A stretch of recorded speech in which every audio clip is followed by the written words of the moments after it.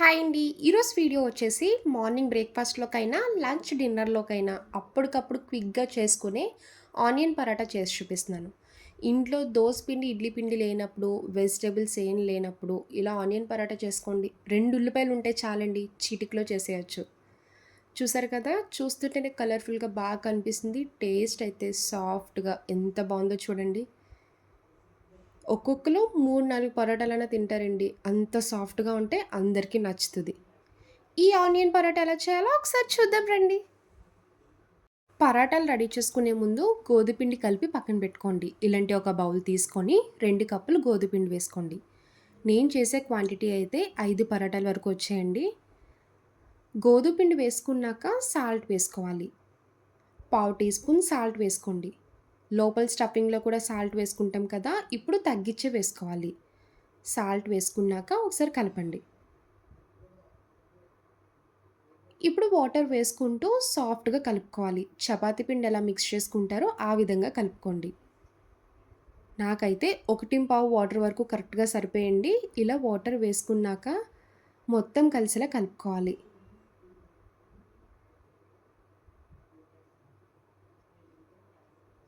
చూసారు కదా! ఇలా చపాతీ ముద్ద రెడీ చేసుకున్నాక పైన ఒక స్పూన్ నూనె వేసుకోండి. నూనె వేసి ఇంకొకసారి కలిపాక మూత పెట్టి ఒక 15 నిమిషాలు పక్కన పెట్టండి.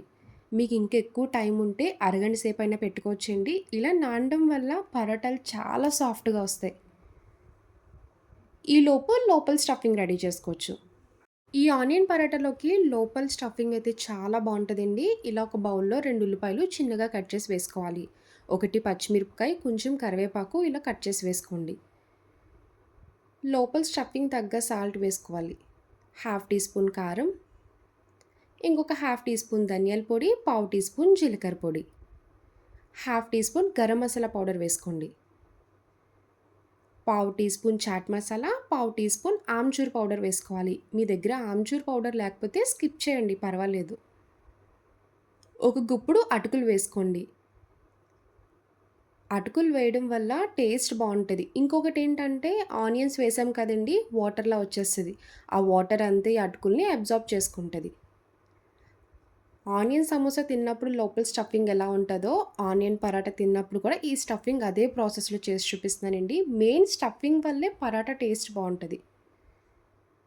ఇప్పుడు మొత్తం మిక్స్ చేయండి. ఇందులో మీరు కావాలనుకుంటే క్యారెట్ తురుము కూడా వేసుకోవచ్చు. చూడండి వీడియోలో చూపిస్తున్నట్టు ఇలా మొత్తం కలిసేలా కలపాలి. స్టఫింగ్ అయితే చాలా సింపుల్‌గా రెడీ అయిపోయింది కదండీ! ఇలా రెడీ చేసుకున్న స్టఫింగ్‌ని పక్కన పెట్టండి. ఇప్పుడు పరాటాలు రెడీ చేసుకోవచ్చు. పావుగంట అయ్యాక చూడండి పిండైతే చక్కగా నానింది. చేతికి అంటుకోకుండా ఈ విధంగా రెడీ చేసుకోవాలి. అప్పుడే మనకి పరాటాలన్నీ కూడా వస్తాయి.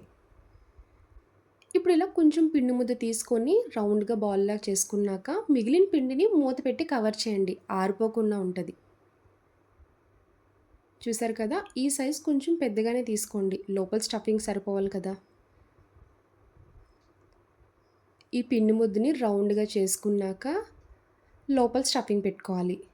చూడండి మీకు వీడియోలో చూపిస్తున్నట్టు ఎలా చేస్తున్నానో ఆ విధంగానే చేయండి. లోపల స్టఫింగ్ ఎంత ఎక్కువ పెట్టుకుంటే తినడానికి అంత బావుంటది. ఇలా స్టఫింగ్ అంతా పెట్టాక బాగా కవర్ చేయాలి. అస్సలు బయటికి రాకూడదండి. కంప్లీట్‌గా మొత్తం కవర్ చేసుకోండి. బ్రేక్ అవ్వకుండా ఉంటది.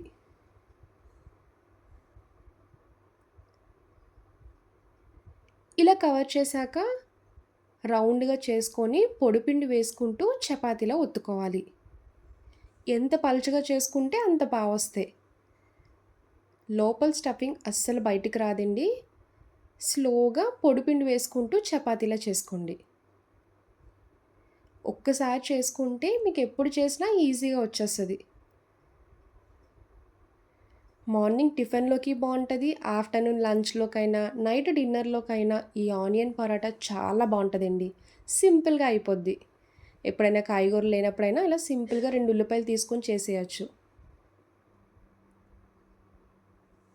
ఇలా రెడీ చేసుకున్న పరాటా పైన కొంచెం కొత్తిమీరి, నువ్వులు వేసుకోండి. ఇలా నువ్వులు లైట్‌గా జల్లుకొని ఒకసారి వత్తండి. పడిపోకుండా ఉంటాయి. నువ్వులు, కొత్తిమీర వేయడం వల్ల చూడ్డానికి కనిపిస్తది. తిన్నప్పుడు కూడా టేస్ట్ బావుంటది. చూసారు కదా! ఇలా రెడీ చేసుకోవాలి. ఇప్పుడు స్టవ్ ఆన్ చేసి పాన్ పెట్టుకున్నాక పాన్ బాగా హీట్ ఉండాలండి. అప్పుడే పరాటా వేసుకోవాలి. పరాటా వేసాక మీడియం ఫ్లేమ్‌లో పెట్టండి. ఇప్పుడు పైన నెయ్యి వేసుకోవాలి. ఆయిల్ కన్నా నెయ్యితో వేసుకొని కాల్చితేనే టేస్ట్ చాలా బావుంటది.